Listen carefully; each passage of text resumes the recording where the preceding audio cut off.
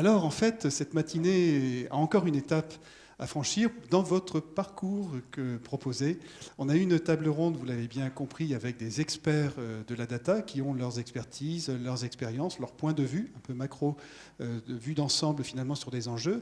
Mais nous avons voulu également vous proposer une table ronde avec des entreprises qui ont vécu, qui ont pratiqué déjà. C'est-à-dire qu'on ne va pas être en 2031, là on est en 2022.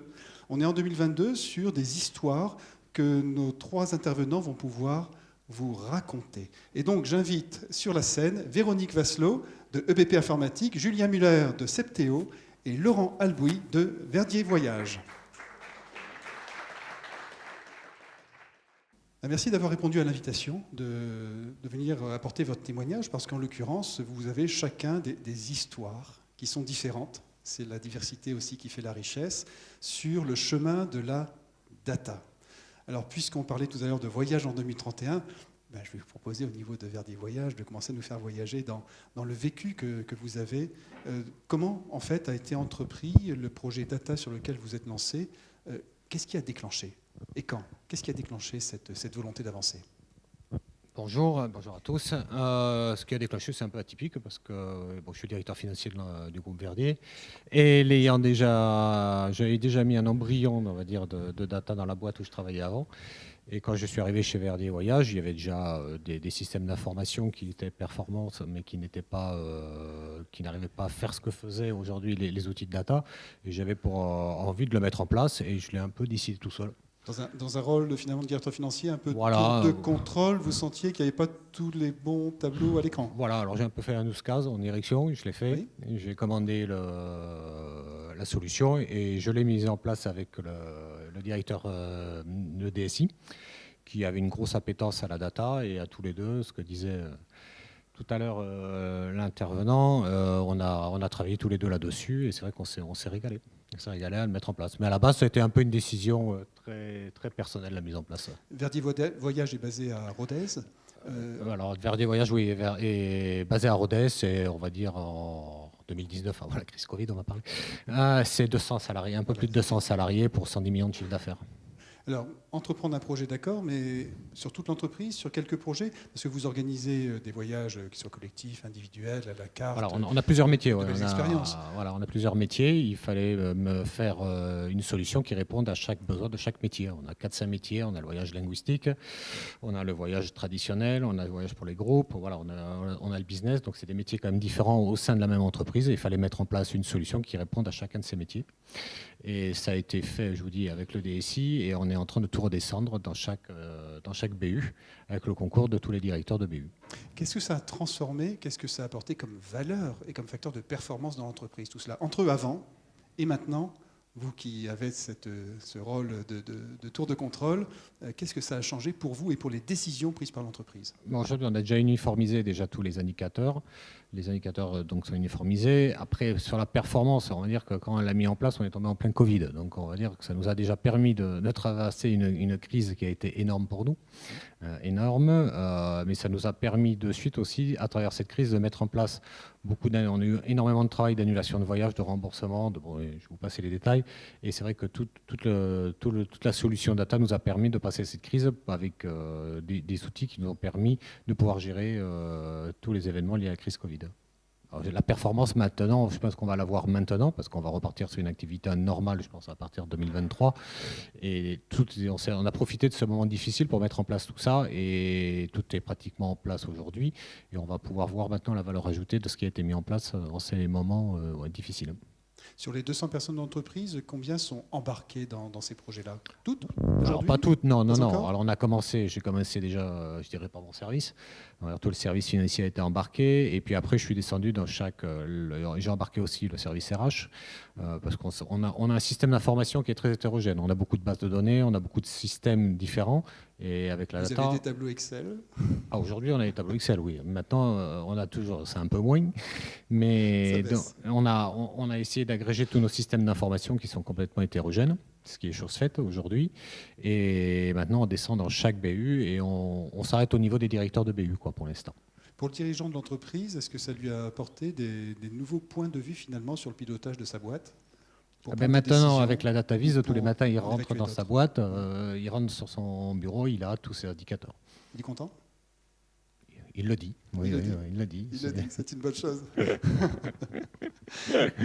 Véronique, je vous proposais, on reviendra évidemment, mais Véronique, vous êtes dans un autre domaine, EBP. Faut-il présenter EBP en termes de solutions logicielles, compta et gestion ?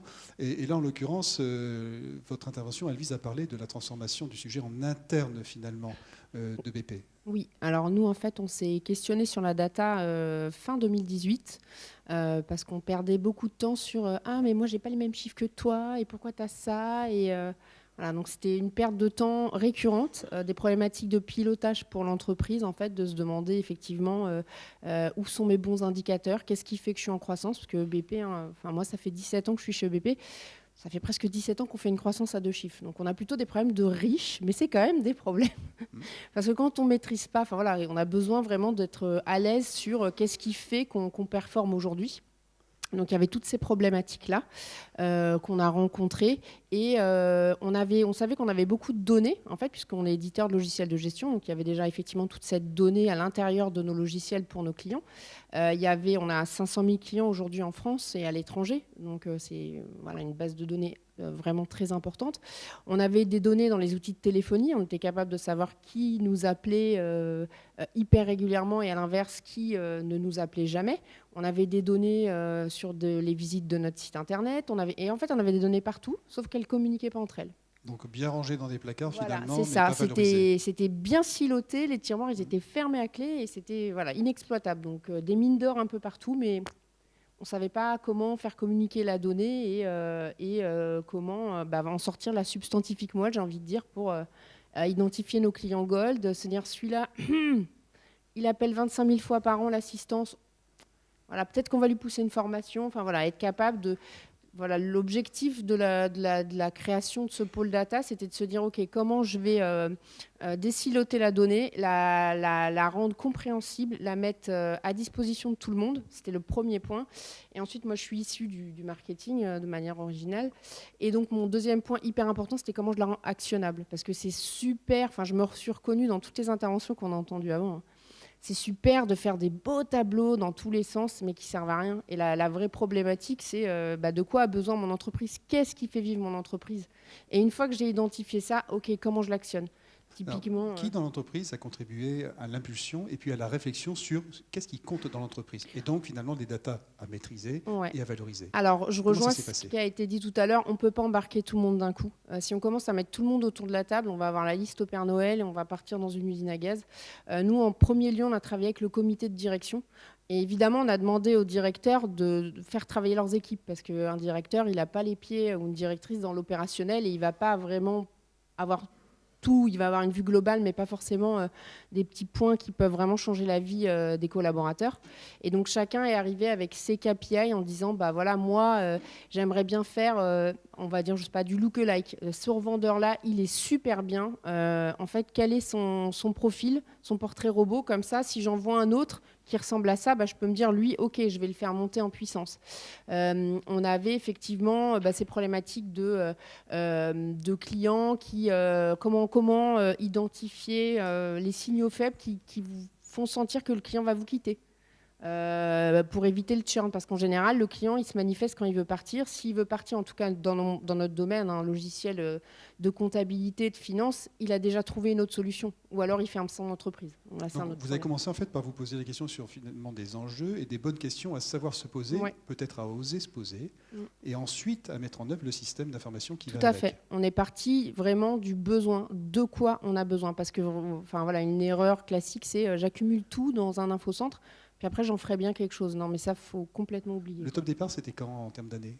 Alors, on a commencé à se questionner fin 2018 et ensuite, on a mis en place avec Data Sulting courant 2019. Et moi, j'ai monté un pôle data avec des data ingénieurs et des data analystes au janvier 2020.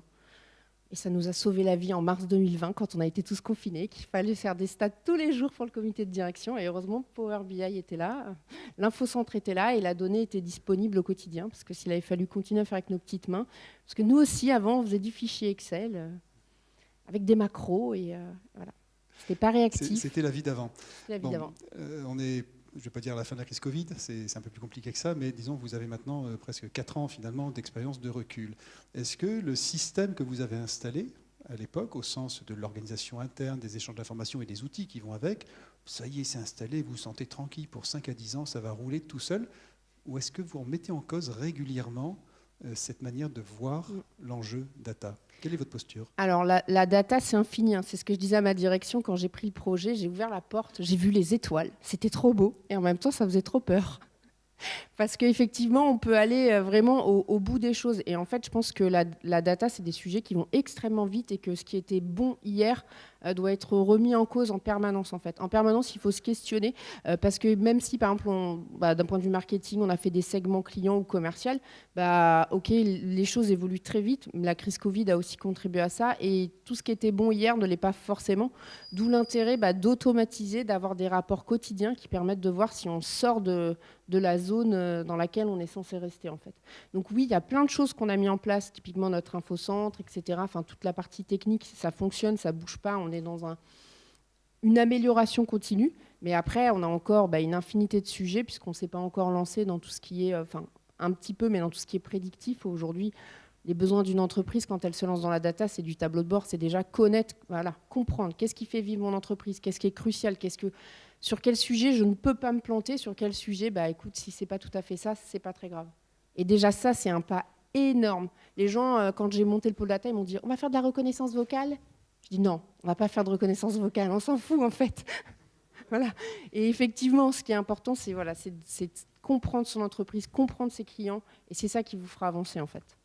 Et cultiver, rendre vivant le projet dans l'entreprise, effectivement. Oui, exactement. Chez Septéo, Julien, on est dans un autre univers, finalement, pas exactement le même que celui de BP. On touche encore au logiciel, pas très quand loin, même, mais beaucoup, on édite aussi des logiciels. un peu cousin.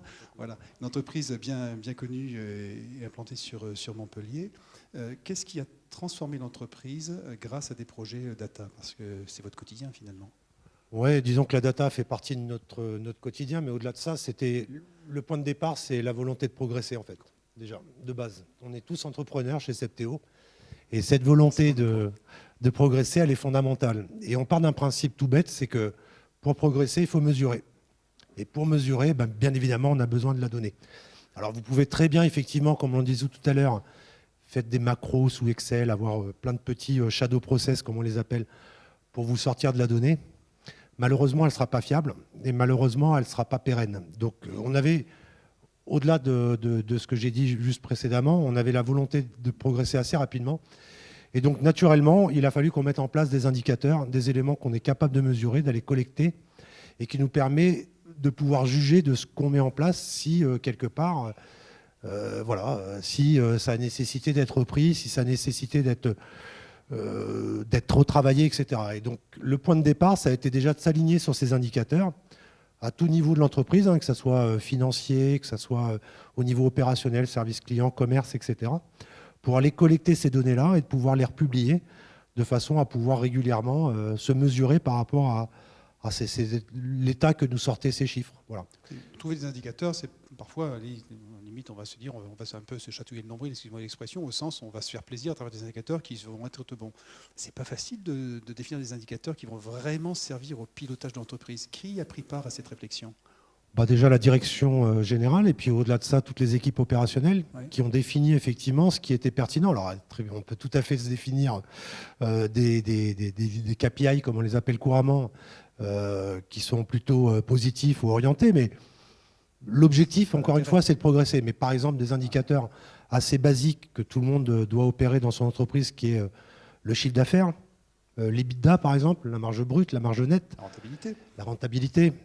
Typiquement, si vous la pilotez au travers d'estimations ou de choses non maîtrisées, forcément, vous allez induire de l'erreur. Et forcément, il y a quelque chose qui va vous poser problème. C'est que le jour où vous allez vouloir progresser, c'est-à-dire augmenter ce chiffre d'affaires, si vous n'avez pas des choses qui sont d'ores et déjà automatisées, vous allez devoir rajouter de la ressource pour le calculer. La ressource, c'est la ressource humaine. Et vous savez aussi bien que moi que dans un marché aussi tendu, pour trouver des compétences, quelles qu'elles soient, on parle du comptable jusqu'à l'informaticien ultra qualifié, tout ça est tendu, vous allez avoir des difficultés à progresser. Donc on voulait déjà, nous, appréhender ces étapes-là, automatiser un maximum. et d'être capable surtout au travers de ça de fiabiliser déjà ce qu'on calculait et puis au-delà de ça de pouvoir aisément voir l'avenir. C'est-à-dire, on parlait tout à l'heure de remise en question, donc la remise en question elle est perpétuelle. Mais au-delà de ça, cette capacité à pouvoir calculer un chiffre d'affaires quand on génère 300 millions d'euros versus quand on en génère 500, si derrière, à chaque fois vous progressez de ce niveau-là, vous devez doubler vos équipes comptables ou doubler vos équipes de contrôle de gestion, etc., vous allez avoir des difficultés. Donc, l'objectif de ces outils-là, c'est de mettre en place ces systèmes qui permettent effectivement de progresser avec l'entreprise sereinement et que derrière, on ait toujours les mêmes indicateurs et qu'on puisse les piloter de la même façon. En quoi ça fait bouger des compétences dans l'entreprise? C'était en fait nécessairement faire évoluer des compétences dans différents services pour pouvoir s'approprier le projet et le nourrir également, en être un acteur permanent. Qu'est-ce qui a bougé? On a viré tous les experts Excel. Non, je plaisante. Non, en fait, c'est déjà, effectivement, ça part d'un changement de mentalité. C'est vrai qu'il faut arrêter de croire qu'en faisant une macro sous Excel, vous allez peut-être aller vite à l'instant présent, mais vous n'irez pas très loin. C'est-à-dire qu'au bout d'un moment, votre capacité, elle va dépendre de vous. Et si au final, vous micro-zoomez sur les différentes, on va dire, capacités de l'entreprise de récolter cette donnée, elle est dépendante de chaque personne ou de chaque service, au bout d'un moment, votre capacité de progresser, elle va être assez limitée. Donc par rapport à ça, on en a parlé tout à l'heure. Bon, vous avez aussi des ateliers cet après-midi, etc., au travers de ces métiers-là. Bon, on ne va pas revenir dans les termes un peu pompeux, un peu complexes, etc., des différentes fonctions qu'il y a dans la donnée. Mais en l'occurrence, il y a des spécialistes. Il y a la personne qui va être capable de bien définir le besoin, parce qu'il faut une approche un peu différente. Il y a la personne qui va être capable de bien comprendre et d'architecturer ces éléments-là d'un point de vue technique. La personne aussi qui va l'exploiter, puis après on peut aller assez loin dans les personnes qui sont capables de créer des algorithmes permettant d'automatiser tout ça avec l'IA, etc., etc. Donc effectivement, oui, ça demande des nouvelles compétences, mais au même titre que ça demande aussi que l'entreprise regarde d'une certaine façon. Moi, effectivement, par le passé, je suis passé par des entreprises où le chiffre d'affaires était calculé avec 2-3 fichiers Excel. On a une expérience, j'ai ramené mon architecte data, il pourra vous expliquer la donnée et puis la complexité technique qu'il y a autour de ça. Mais tout ça pour vous dire que, par exemple, quand on a travaillé dans une entreprise passée, en retravaillant, par exemple, ne serait-ce que sur le système de facturation, un truc tout bête dans les entreprises qui permet de facturer, de générer du chiffre d'affaires, on s'est aperçu qu'en traitant la donnée d'une certaine façon, c'est-à-dire en automatisant, on pouvait gagner des points de marge. 3, 4, 5% de marge. Rien qu'en facturant convenablement. Après, on est capable d'aller assez loin, c'est-à-dire d'aller automatiser des fonctions du type, par exemple, du closing, c'est-à-dire de la partie contractualisation. La personne juste avant nous a parlé de simplification des processus de façon à ce que les personnes puissent être experts dans leur domaine de métier. Être dans leur métier, exactement. Dans leur métier. Et non pas pollués par des choses qui peuvent être automatisées. Exactement. Donc l'objectif de la donnée, c'est au-delà du pilotage, c'est de la fiabiliser. La véracité de la donnée, elle est importante. Donc ça, on a des outils informatiques qui permettent de le faire, on a des experts informatiques qui permettent de le faire. Autant s'appuyer dessus pour justement faire progresser l'entreprise et faire en sorte, tout à l'heure on prenait l'exemple des cuisiniers, qu'ils nous fassent des bons plats, quoi. On n'a pas besoin qu'ils nous fassent du reporting sur le nombre de plats qu'ils ont fait. Ça on sait faire et on sait leur apporter ça. Et malheureusement, très souvent dans l'entreprise, on a l'impression que faire justement rapidement des éléments sous Excel en faisant ça de façon artisanale, ça fait progresser rapidement, alors finalement que c'est un mirage, voilà, malheureusement. Dans la thématique de la maturité data qui plane dans cette salle depuis ce matin, vous savez vous situer, vous avez cherché à vous situer sur l'échelle de maturité de 0 à 6 qui était présentée tout à l'heure? Bon, difficile de répondre. Après, on se culture, on met en place des choses, etc. C'est pas cette échelle-là qui nous semble le plus prépondérant à adresser. C'est quoi? La valeur ajoutée que la donnée va apporter. On est tous persuadés, là, je pense aujourd'hui, que la donnée elle a une valeur ajoutée. L'objectif, et c'est la façon dont nous on l'a appréhendé chez Septéo, c'est de faire en sorte que très rapidement il y a un ROI dessus. C'est-à-dire que très rapidement, ça oui, on le mesure quotidiennement en fait. Et en l'occurrence, sur un investissement de 100, vous en êtes où en termes de rentabilité? C'est secret. Non, disons qu'on a des échelles qui sont des facteurs multiplicateurs à plusieurs digits, on va dire, fois 10 000 par exemple. Je veux dire, vous parlez tout à l'heure du NPS par exemple. On fait des customer lovers très régulièrement, etc. Attention, je vais faire le poète-poète des mots-clés qu'on ne comprend pas tous. Alors, customer lover, c'est tout simplement d'aller demandez à vos clients s'ils sont contents ou pas. Bon, ça, vous pouvez leur demander tous les jours. Vous pouvez leur demander pourquoi ils sont contents, pourquoi ils ne sont pas contents, etc. Vous allez leur poser leurs questions. Vous allez leur poser un certain nombre de questions. Ces questions-là, elles vont apporter des réponses. Ces réponses-là, forcément, elles ont de la valeur. Parce que c'est les clients qui vont vous dire les éléments sur lesquels vous devez vous améliorer. Si vous arrivez à mesurer ça, et si vous arrivez à mettre ça de façon opérationnelle dans votre entreprise, bah vous avez tout gagné, quoi. Vous avez tous les axes de développement qui vous permettent de progresser vis-à-vis de votre marché. Et les meilleurs qui vous ont dit ça, ce sont vos propres clients. Pour vous dire, regardez, si vous progressez là et là et là, vous pouvez augmenter votre facture avec moi. Je vais même vous donner de l'argent supplémentaire ou je vais être encore plus fidèle. Bah ça, si cette valeur-là, vous ne la voyez pas, bah globalement, c'est peut-être que vous n'avez pas la volonté de progresser ou alors peut-être que voilà, il faut reprendre les choses à la base et repartir de ces éléments-là fondamentaux et de les mettre en lumière pour que elles alimentent votre plan d'action au niveau de l'entreprise. Sortir de ses propres certitudes finalement grâce aux clients. C'est formidable. Passer du subjectif au factuel. Très bien. Voilà. Véronique, chez EBP, cette notion de maturité, vous la mesurez à quelle échelle, si c'est possible? Alors, nous, je dirais qu'on doit être autour de 4 ou 5. Ça m'a fait rire quand on dit tout le monde se croit en retard. C'est le premier truc que je me suis dit moi aussi quand on s'est lancé dans le sujet. Oh, on est hyper en retard. Et en fait, plus j'interviens, on va pas trop le dire parce qu'on n'ose pas le dire. Quoi. Ouais, c'est ça. Et plus j'interviens et plus je me rends compte que non, en fait, on n'est pas du tout hyper en retard. Qu'en fait, il y a beaucoup de blabla, on va dire, d'entreprises qui montrent des belles images, mais qui ne font pas réellement les choses. Et il y a encore beaucoup d'entreprises experts dans Excel. Mais c'est vrai que la data, c'est infini. Effectivement, je pense qu'il faut déjà commencer par les basiques pour piloter l'entreprise, bien comprendre. L'exemple, moi je dis toujours, c'est jamais commencer par embaucher un data scientist. Ça n'a aucun sens.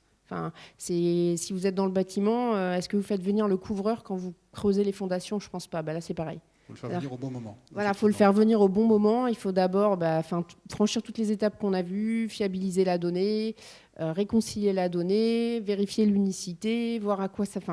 se demander déjà où est-ce que je veux aller chercher la bonne donnée. Et une fois qu'on aura rassemblé toute cette donnée, faire de la data analyse.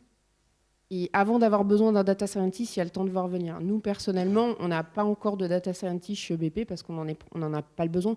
Quand ponctuellement on a besoin, on fait appel à des spécialistes. Et il y en a dans ce territoire. Et il y en a, voilà.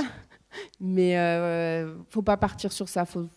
Avant d'avoir besoin de ce genre de profil, il y a déjà du chemin à faire. Et en plus, ça vous coûtera moins cher. Là, vous vous situez à un niveau entre guillemets 4.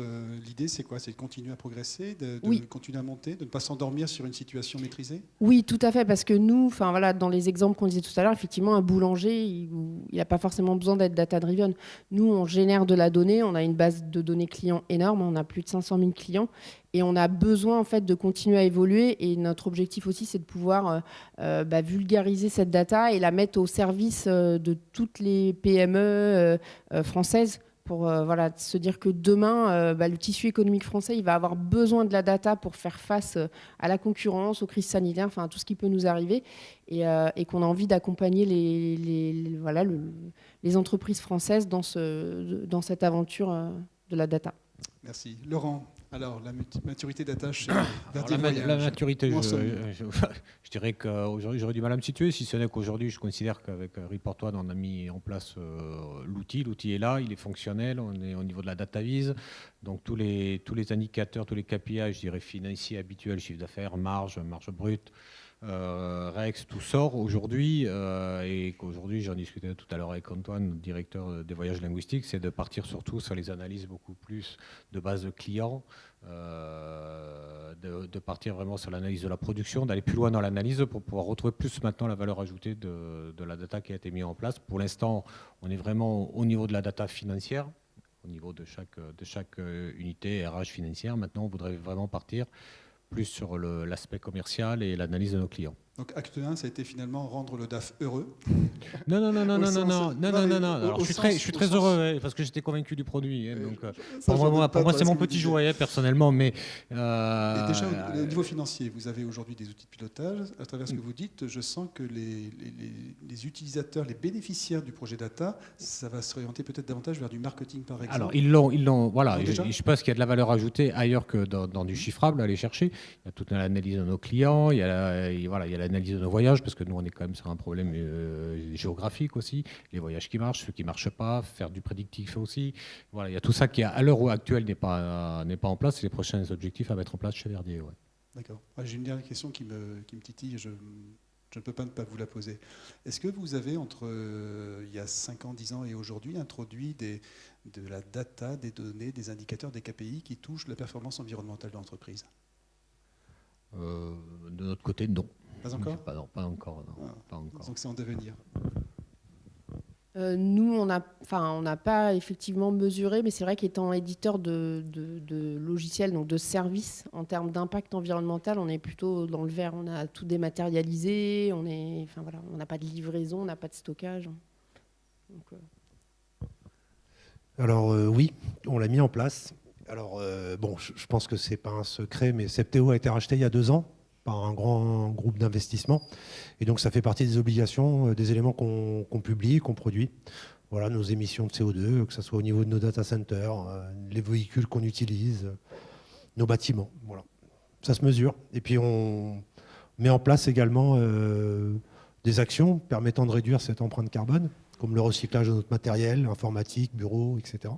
Et donc, ça se pilote. Et donc ça se pilote, ouais, voilà, exactement. Ça se également par de la data. Très bien. Mais à partir du moment où vous êtes déjà dans cette culture de piloter les éléments par le chiffre, les publier ne devient plus un problème en fait. Exactement. Voilà. Et le cycle est alimenté. Un grand merci à tous 3 pour vos témoignages dramatiques, concrets et vivants.